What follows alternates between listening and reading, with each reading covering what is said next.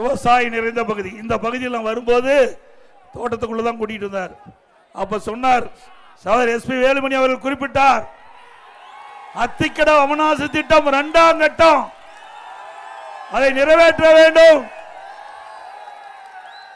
அவர் ஏற்கனவே கோரிக்கை வைத்தார். அதன் அடிப்படையிலே அம்மாவுடைய அரசு அதற்கு விரிவான திட்ட அறிக்கை தயாரிக்கப்பட்டு முதற்கட்ட பணி துவங்குகின்ற நேரத்தில் ஆட்சி மாற்றம். அதனால திராவிட முன்னேற்ற கழகம் ஆட்சிக்கு வந்தது, திட்டத்தை கைவிட்டு விட்டார்கள். மீண்டும் உங்களுடைய கனவு நனவாகின்ற விதமாக அறிவிச்சார் திரு வேலுமணி அவர்கள்